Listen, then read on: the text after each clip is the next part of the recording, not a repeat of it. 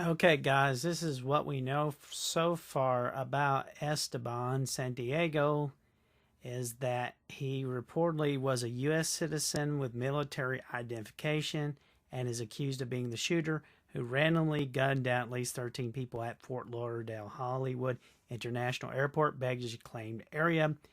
MSNBC said the shooter may have retrieved a gun from his luggage after arriving on a flight, and NBC News reported that the weapon may have checked lawfully. The Palm Beach Post reported that the gunman may have emerged shooting from a bathroom. Some reports said he traveled through Canada, but ABC's News is now reporting he went from Anchorage through Minneapolis to Fort Lauderdale. Reports is that the airport shooter flew in from Canada and came out shooting from a bathroom in Terminal 2. John Pasente tweeted, and then eyewitnesses described a horrific scene which the gunman randomly executed people by shooting them in the head with no rhyme nor reason to it. According to NBC News, he fired through luggage and at the people were hiding. An eyewitness told the network, "We're told this gun used by the shooter at Fort Lauderdale, Florida airport was courtesy of Mark Lee." The Broward County Sheriff said that the 5 people died in the attack. The motive is not yet known, although details are starting to come in on the background of the accused gunman, who is live and be grilled by the federal law enforcement. However, CBS News is now reporting the shooter allegedly walked into an FBI office in Alaska and claimed he was being forced to fight for ISIS. News in November 2016, a suspect walked into FBI office in Anchorage, claimed he was being forced to fight for ISIS. Sources tell CBS News. A U.S. Senator Bill Nelson first gave the suspect name out alive on MSNBC. Other news stations confirmed the name of the suspect through sources. Law enforcement sources confirmed to ABC News that the gunman in custody for Fort Lauderdale airport shooting is Esteban Santiago. Police said in a news conference that it was too soon to say whether the motive had any link to terrorism. Pete Williams of NBC later reported that authorities contend the shooting appears to be the result of a mentally disturbed person, not an act of terrorism. He also reported that the shooter, whose roots are in Puerto Rico, may have served in Iraq and returned mentally unstable. The accused shooter had prior contact with criminal justice system in Alaska.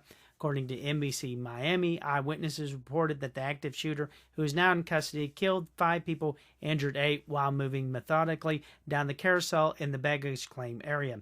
Despite a subsequent panic, there is no second active shooter, and the gunman is alleged to have acted alone, the Broward County Sheriff said in a news conference. Here's what you need to know. The alleged shooter was born in New Jersey, is a U.S. citizen, news reports say. Shooting reported at Fort Lauderdale Airport Airport was at 12:13 p.m. by Darrell Van Dijk, which was the tweet. Law enforcement source Fort Lauderdale shooter is 26-year-old U.S. citizen born in New Jersey, reported Fox News Rick Leventhal on Twitter. NBC News reported that Santiago had relatives in Union City, New Jersey. He has lived in Alaska, Naples, Florida, reported NBC Miami. According to the Mirror, the shooter was apprehended by authorities when he stopped shooting to reload, witnesses said. Air Canada said the airline had no record of a shooter having been a passenger with that airline. The accused shooter was carrying military identification and was previously in the National Guard.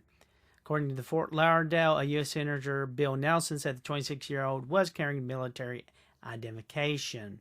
Nelson also said the accuser shooter used a handgun during the mass shooting. NBC News reported that the shooter's family is from Puerto Rico. The shooter randomly targeted people waiting for luggage.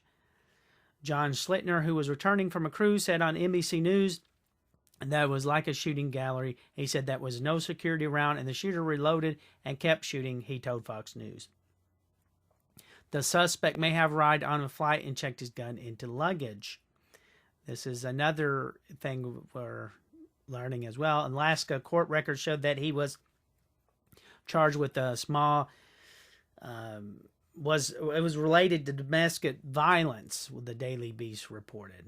And the news report said that TSA was initially reporting there might be a second active shooter. And there were reports that there might be another shooter.